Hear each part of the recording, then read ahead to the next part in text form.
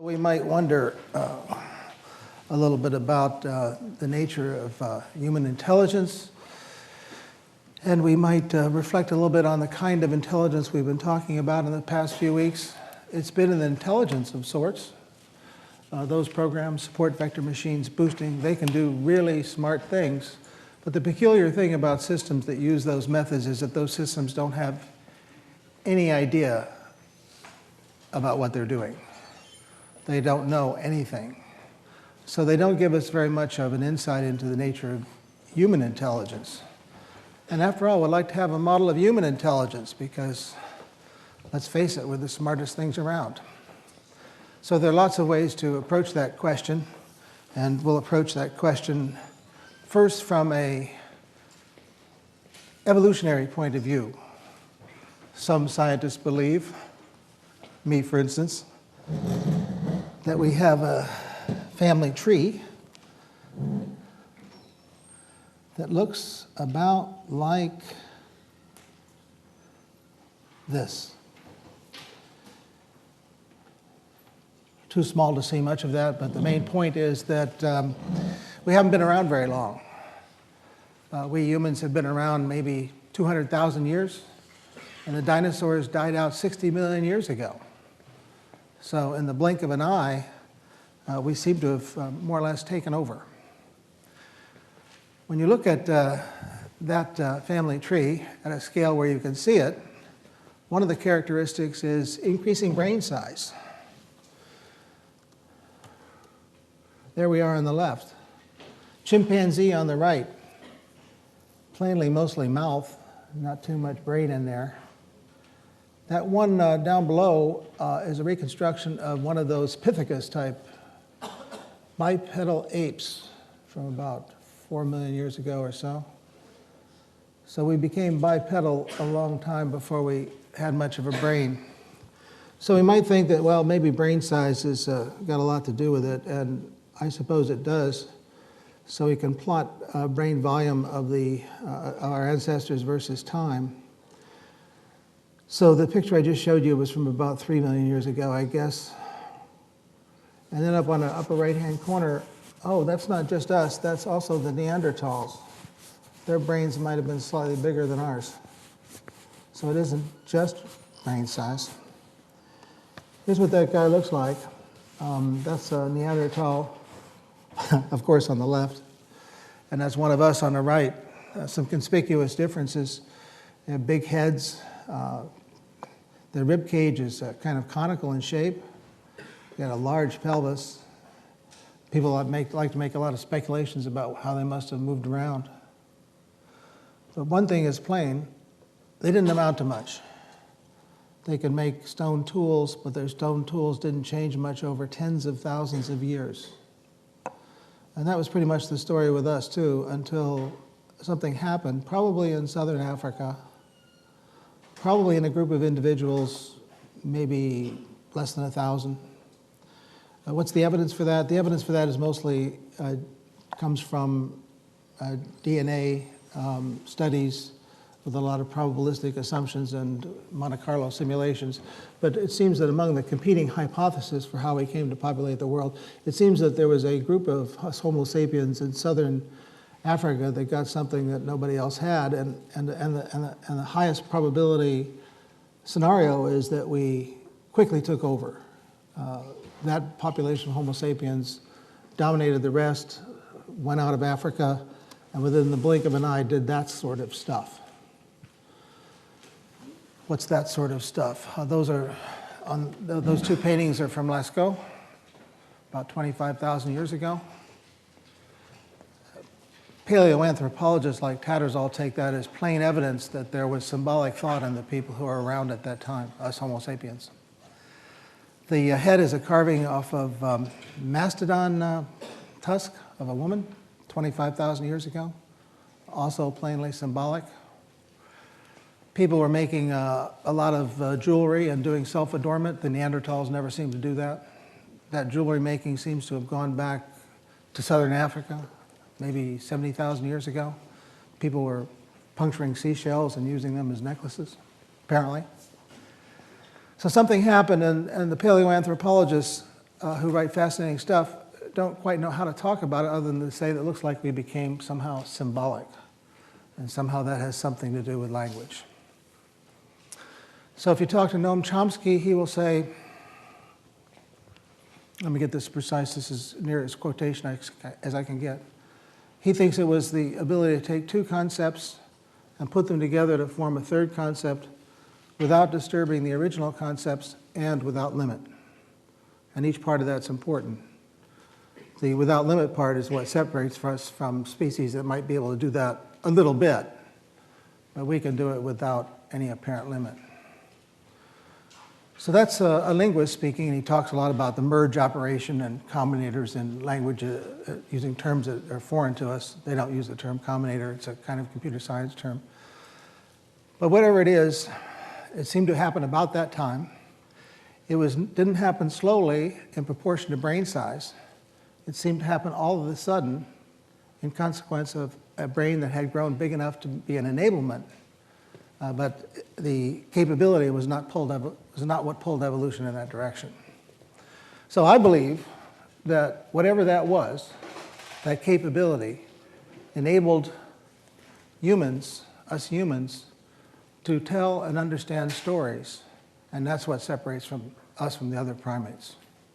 That ability that symbolic ability, whatever it is, enabled storytelling and understanding, and that's what all of education's about, and that's why our species is special. So what we're going to talk about today is something you might think of as an instantiation of that hypothesis, one way of thinking about it. And it's a way of thinking about what the linguists would call the inner language. It's not the language with which we communicate, it's the language with which we think, which is closely related to the language with which we communicate, but may not be quite the same thing. So many of you are bilingual. Christian is bilingual. Christian, have you ever had the experience of remembering that someone said something to you, but not remembering what language they used?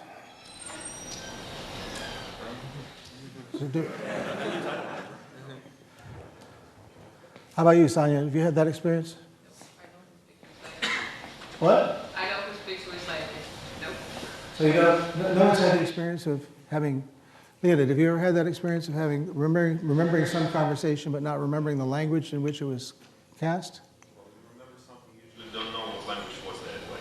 You usually don't remember. So that's a common view. You remember something was said, that there was a conversation that had some content, but if it's with a speaker of your own language and you're embedded in another place, you often don't remember what language the conversation was in. Is that right, Juana? You remember things like that? Not sure? So sometimes you don't have that confusion, she says, because you always speak to particular people in a particular language. But many people report that they have that experience of not remembering which language something was said in. Well, okay, so what are we going to do? We need an inner language, and maybe we can start just by saying, let's have something that looks sort of familiar to us. We have an object, and it's supported by some other objects, so those are support relations. That's one example of what we might call a semantic net. It's a network, it's got nodes and links, it has some meaning. That's where the word semantic comes from. Or we might have another example that looks like this. There's Macbeth. There's Duncan. And Macbeth murders Duncan. And we also know somehow that there's a kill involved as a consequence, and that ultimately Duncan has a property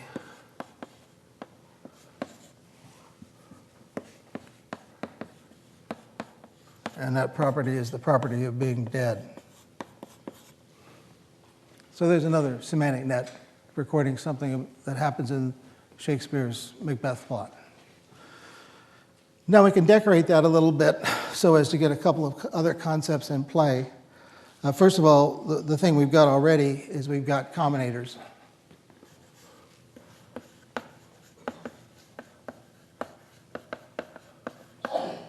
combinators.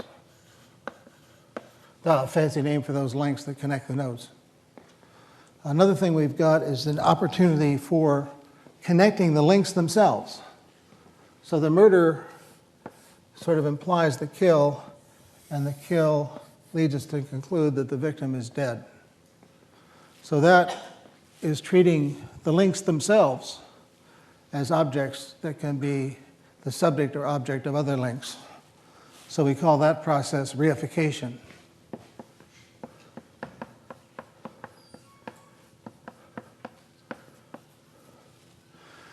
Now, in artificial intelligence, semantic nets were all over the early work. But if you have a big network that covers the wall, you need some way of sort of putting a spotlight on some pieces of it. So Marvin Minsky put a lot of technical content into that idea and created the notion of a notion that deserves another color here. He suggested that we need a localization process so we have frames, so-called frames or templates. And a frame for this murder action might be that there's a murder frame that has an agent and has a victim. And the agent is Macbeth, and the victim is Duncan. So that's a way of putting a kind of localization layer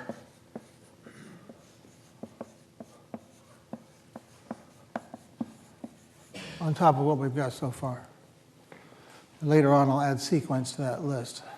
So this is where it rested for a long time, and in some sense still rests there, because this, as soon as you've got combinators and reification, you've got something that's pretty much universal. You can do anything with it. The trouble is, it's sort of down at the bit level. It's like assembly code. It doesn't have, as a concept, enough organization to help you go to the next level of achievement. There's also a little problem here that deserves also a mention, and that is that we have, over this whole thing, the problem of parasitic semantics. Parasitic semantics.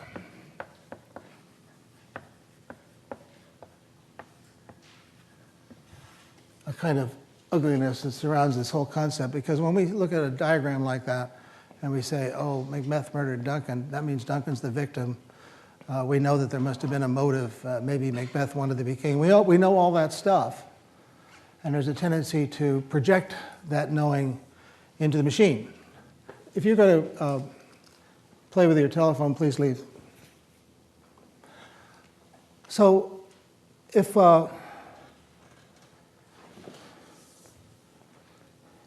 we project meaning into that's our understanding. That's not the machine's understanding. So much of the meaning can be said to be parasitic. It's a parasite. We're the parasite, and we're projecting the meaning into that thing.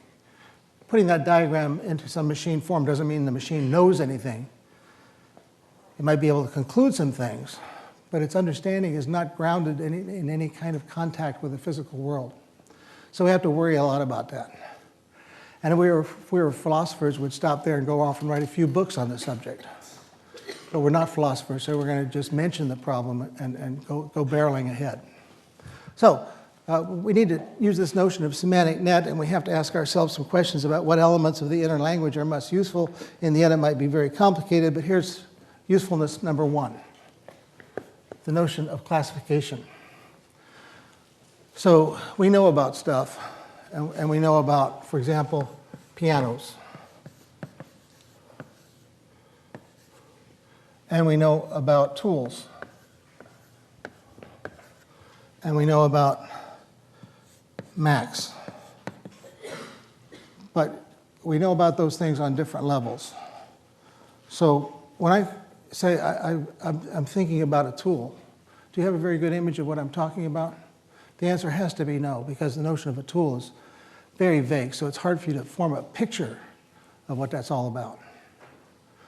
On the other hand, if I say I'm thinking about a Mac, well, this is interesting because there's lexical ambiguity there. You don't know if I'm talking about the Apple-type Mac or the Apple-type Mac. Or should I say, the fruit or the computer. So there's lexical ambiguity there at 2 levels, or more. But let's fill this in a little bit. If I know I'm talking about a piano, you can form a picture of that. So that seems to be at a more detailed level where you can do hallucination. At a higher level, you have just a musical instrument. And I can give you a tool to think about by writing hammer.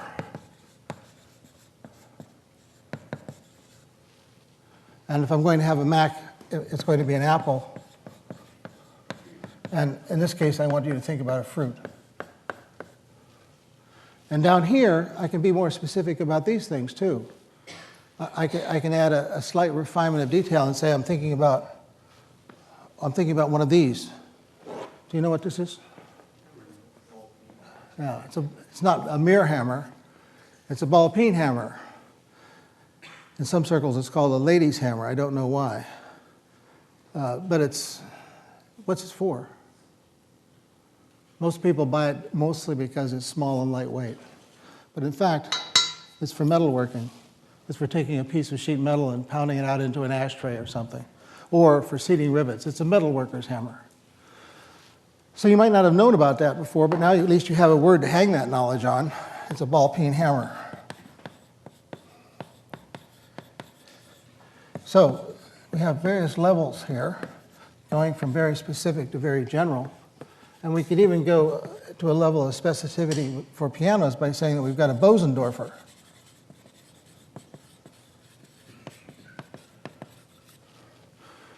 Why is a Bosendorfer special? I mean, is it like a Baldwin? Or something, I mean,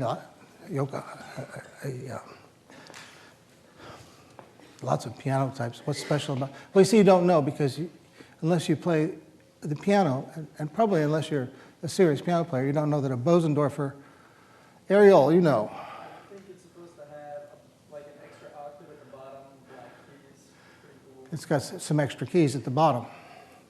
And most people don't know that unless they're serious about the piano. Some professional piano players, when they're confronted with a Bosendorfer, have to have someone cover those keys because it screws up their peripheral vision and they hit the wrong key because they're not used to having those extra keys at the bottom. So that's a little detail about the Bosendorfer. So you can make a kind of graph, and you can say, let's go from, very general to a sort of basic level to a specific level.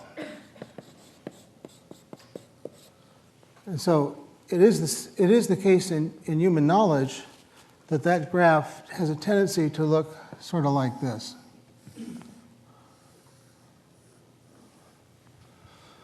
So here's tool, here's hammer, here's ball peen. So that level where you have a big jump, that's the general to basic level transition. So that basic level is probably there because that's the level on which we hang a huge amount of our knowledge.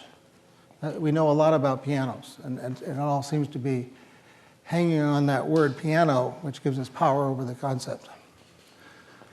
So that's example number one of an element of our inner language, the ability to assemble things into hierarchies like that and to hang knowledge about those objects on the elements in that hierarchy. But given that you have elements in the hierarchy to talk about, how do you talk about them? Well, I like to consider the possibility, just for the sake of illustration, that you're thinking about a car crashing into a wall. So you got the things to think about like the speed of the car, the distance to the wall,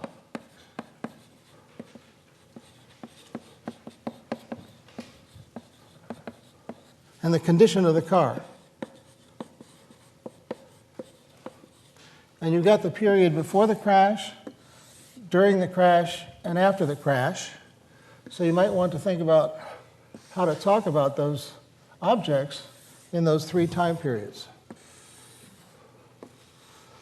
So we can do that with a vocabulary of change. And we do that because we believe that most of human thinking is thinking about change causing change. And that flies in the face of what we learn as engineers. Because in engineering, we learn about state. And once you know the state of a system, you know everything you need to know in order to predict the future. The trouble is, in our heads, thinking about everything there is in the world, including the current phase of the moon, is too much stuff. So mostly our thinking, we think, is hinging on the idea that change leads to change. So that's why we have a vocabulary of change. So in the period before the crash, the speed of the car is not changing. There's a little notation for not change, no delta. The distance to the wall, that's decreasing. The condition of the car, well, that's not changing. But then the car hits the wall. So the speed of the car disappears. The distance to the wall disappears. And the condition of the car will change dramatically. Finally, after the crash is over, the speed of the car does not appear. The distance to the wall does not change. And the condition of the car also does not change. So that's hinting at a vocabulary of change and its use, which will be the second element in our development of a vocabulary of ways in which we might have constructed our inner language. So this particular idea, that's classification. This is transition.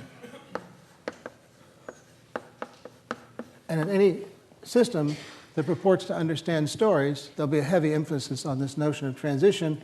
And we believe, that is to say, I think, that vocabulary has to have decrease, increase, change, appear, and disappear. So there are 10 things that you can have in such diagrams. I've done 5. That's because for each of those, there's a not variation on that. So a vocabulary of 10 things can go a long way toward helping you to describe things that are in process of changing or making transition.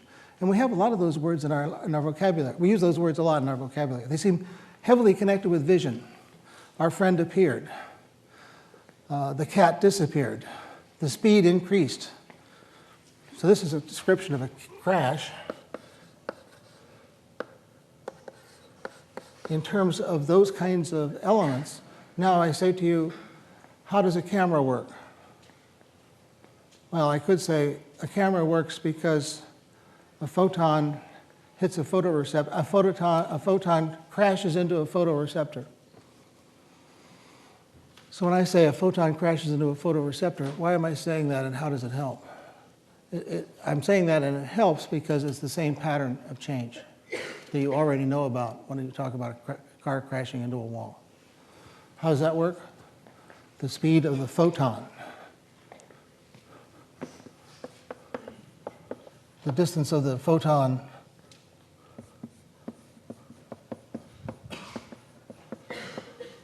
to the receptor.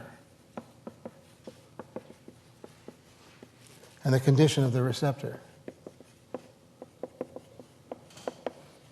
So analogies like that are very much at the core of what we think about all the time.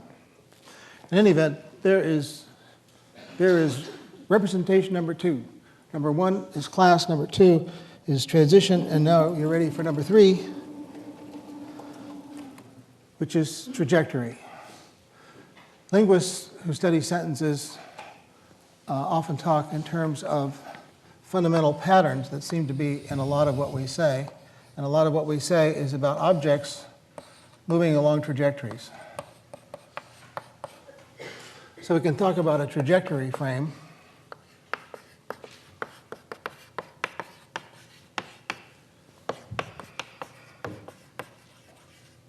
And a trajectory frame will have elements like this. It has an object moving along a trajectory that ends up at a destination.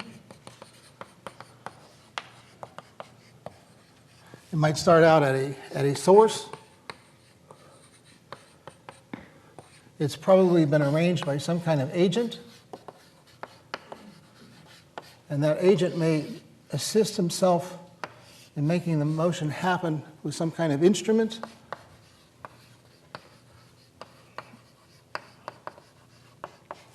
There might be somebody helping out over here, a co-agent.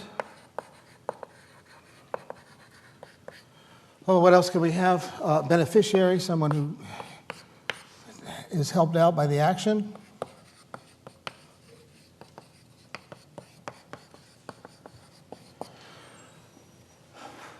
Sometimes the motion is arranged by a conveyance.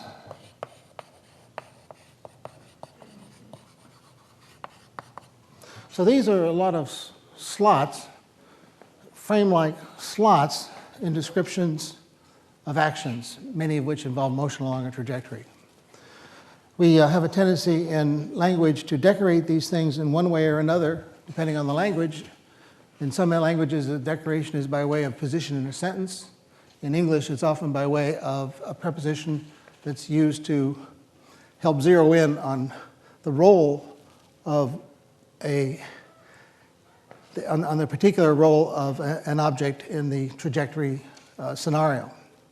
So if I say I baked a cake with a friend, there's a with preposition. If I bake the cake for a friend, the friend is the beneficiary. If I baked a cake with an oven, that's an instrument. The object may be moving to a destination from a source. And if I'm going to New York by train, I put a by on top of that. If the agent isn't in subject position, I would say something like, all the work was done by a student. So those prepositions have a tendency to help us to zero in on the actual role of particular objects in this whole package, this whole frame. So this is number 3. And there's a variation on this in which there's no actual trajectory, in which case we'll just call that a roll frame. Because if there's no trajectory, we can still have things such as an instrument, a co-agent, and a beneficiary. So now we've got 3 representations. You might say, well, what good are they? And you can determine what good they are these days because it's easier to go over established corpuses and say what fraction of the sentences in such a corpus involve a classification or a transition or a trajectory. The most well-known of these is the so-called Wall Street Journal corpus. It has 50,000 sentences in it, drawn from some period of time. All the syntactical language types work with that corpus a great deal.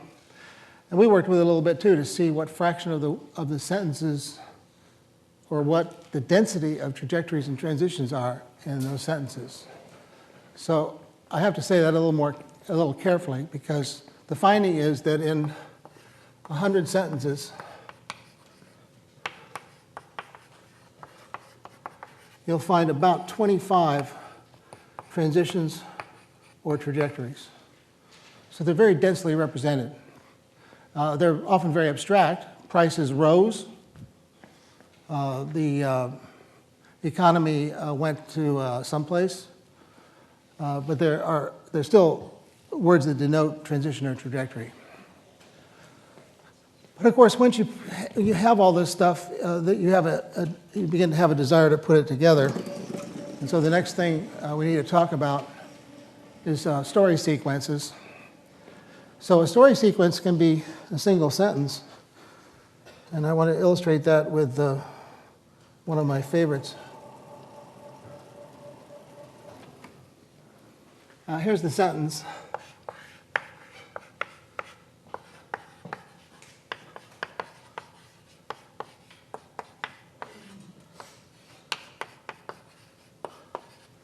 There, I think I've chosen gender-neutral names so as not to get any trouble. So Pat, by the way, I don't call myself Pat because I decided when I was 18 years old that Pat is a unit of measure for butter. In any case, Pat comforted Mary. Do you have an image of what happened? Probably not a very firm image. You know that Pat did something, but you don't know exactly what. Nevertheless, when Pat comforted Chris, you can construct something that looks like a roll frame, because the roll frame for that would have an agent, and that would be Pat. There's an action. We're going to put a question mark in there because we don't have a very firm image of what the action is. In any event, we're building a roll frame, like so. The object is Chris. Oh, let's denote that as the object.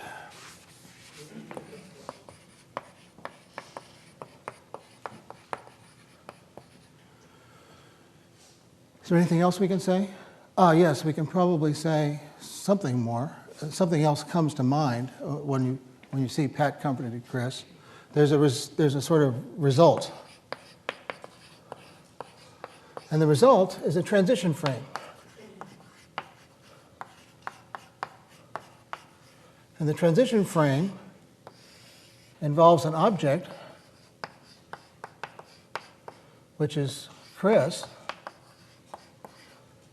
And Chris has a mood,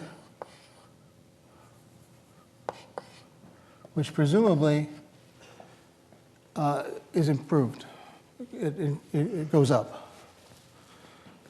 Did you have something, Elliot? Could you, I guess, analogize the Pat comforted Chris to something kind of like Pat gave comfort to Chris, in which case Chris is the destination and comfort is the... Elliot is wandering into a very interesting area having to do with, couldn't you think about this in another way and think of it as something moving along a trajectory? Comfort is moving, if not from Pat, at least to Chris. And that's a very important kind of observation because what it suggests is that there can be a utility in thinking of things in multiple ways, multiple representations. Marvin Minsky has a wonderful aphoristic phrase, which is, if you can only think about something in one way, you have no recourse when you get stuck. So multiple representations mean you have multiple ways of gathering regularity from the world and collecting it, and therefore that'll make you smarter. So yes, you could do that, and that would be a complement to what I'm doing now. But let me continue with what I'm doing now. So what have I done? I've got a roll frame and a transition frame, and the transition frame is the target of the result slot in the roll frame. Now we can modify this a little bit, and maybe we want to say, instead of comforted, terrorized.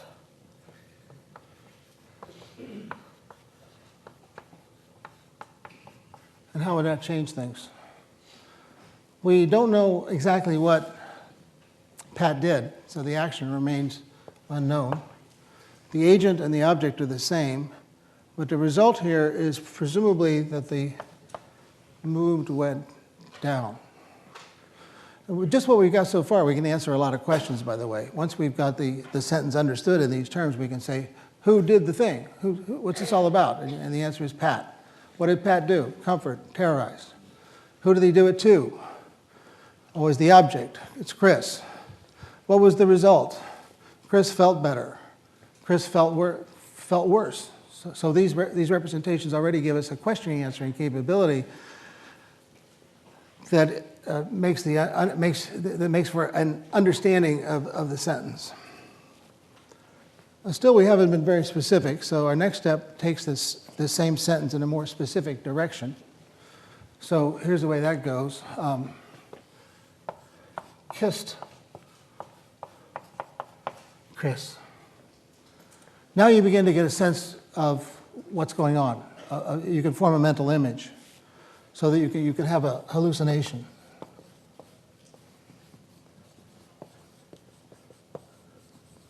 And that hallucination will also be a kind of frame, but in this case, it'll be a trajectory frame.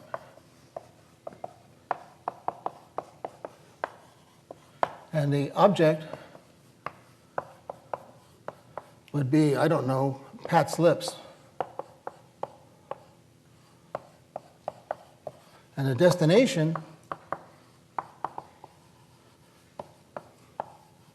would be Chris's lips. I don't know, is that right? It depends. It depends. Have you all formed a picture of what's going on here?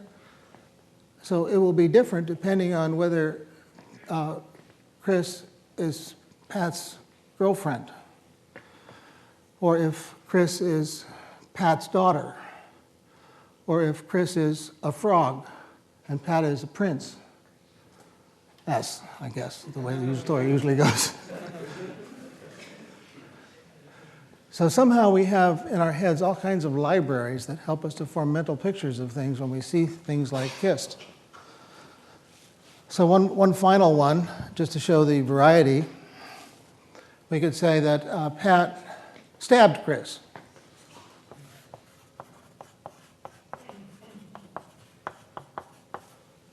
What changes? Let's see, in the case of kissed, the mood is going up. In the case of stabbed, the mood is going down, and you can also probably say that the health is going down. And the destination is Chris's body, and the object that's moving is Pat's knife. But you get the same pattern with both of those sentences.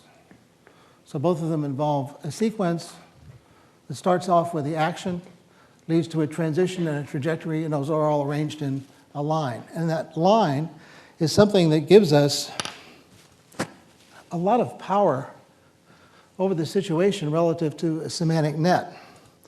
So I'm going to decorate that one more time and say that another element we get out of our internal language is sequence. Another element we need in order to have anything that looks like an account of an inner language is sequence. Because if you think about things being arrayed in a vast spreading network, it's hard to deal with them. But if you think about things being arrayed along a line in a sequence of actions or events, like so, then that imposes enough constraint to get a handle on what's going on. So what we're going to call this is the representation, and I guess I'm up to 1, 2, 3, 4. This is a representation of story sequence.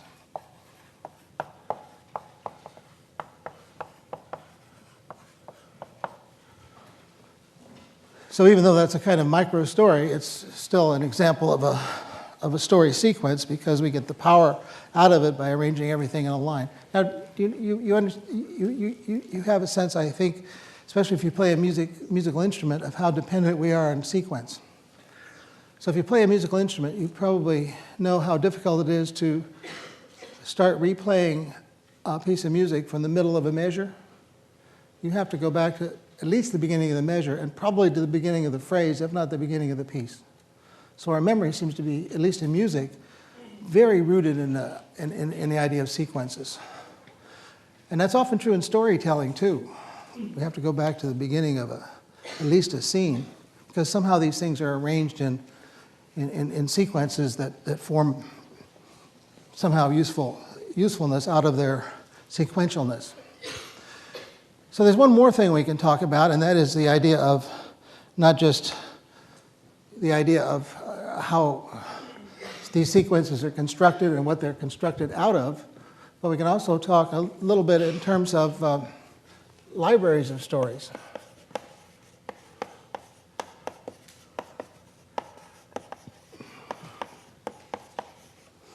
And when we talk about libraries of stories, we can think about kind of the sort of standard stories that we have and how they're arranged and how we can know a lot about something by what its superclass is. So it's a variation on the theme of learning stuff from the superclasses. So here's an event frame. And then there's, in addition to event frames, there are disaster frames. And then there are party frames. And you know, parties and disasters are both events. And when we talk about disasters, we know that they in turn break up into a variety of things. We have earthquake disasters. And maybe we have hurricanes. And in the party world, we have, I don't know, birthday parties. And we have weddings. And each of these types of frames invites us to fill in particular slots. So if we're reading a newspaper story about a wedding, we know that we're going to be learning the same sorts of things we would learn about any party, except there's the additional information that we expect that says something about the bride and the groom.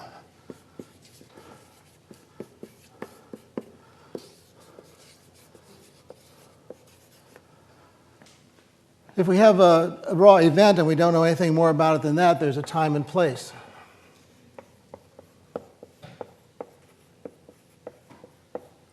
If it's a disaster frame, it gets a little grisly over here, but if there's a disaster frame, we might have the fatalities. And how much it cost. If it's an earthquake frame, we need to know the magnitude of the quake and the name of the fault. If it's a hurricane, we have the category and the name. So each of these things up there can be viewed as a, not just an example of something, but as a new frame all by itself. So as we mature, we have these first 4 things as building blocks, and then we educate ourselves and we get all those kinds of frames that help us to understand the world. But how to fill those in from a newspaper story can be sometimes quite a challenge. Actually, the worst thing to understand is children's stories. Because, and this was determined experimentally when people tried to understand children's stories, because it turns out that children's stories are not simpler than the stories we write for adults. In many cases, they're harder. If you read about Shakespearean plots, it's all about intrigue, murder, jealousy, greed. But when you're talking about a children's story, it can be about anything. And worse yet, the children's story often raises problems that you don't see in newspaper stories. Let me illustrate that for you.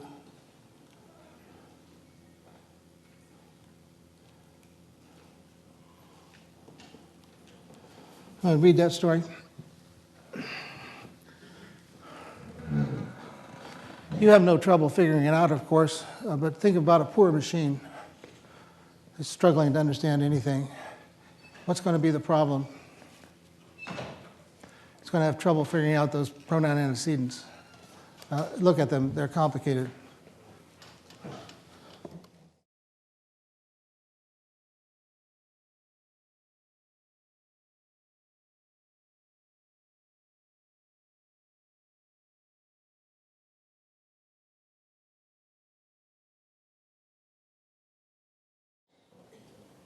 They're the pronouns. One of them wanted to buy a kite. He has one. He said he will make you take it back. So that's pretty hard. Actually, the principle here that I'm driving at is when you have a new story or any story, if you have an old story but you want to read it, but you want to understand it quickly, the new instantiation of it quickly, you need to be sure that if you're the storyteller, you don't add to the burden of the understanding any syntactic difficulty. So that's an example of telling a story with additional syntactic difficulty. No newspaper journalist would ever write the story like that. Here's how they would write it. They would even give you a clue that there's certain information you're never going to get, like who told the story. That's that reliable sources business. So this brings us to the final bit that I want to deal with today. And what I'm going to do is, if you came into this class today as a 97-pound writing weakling, you're about to emerge as a 250-pound mountain of a writer. Because I want to tell you a few tricks that will make you hugely better as a writer, especially if you're Russian or German. And here's how it works. Rule 1.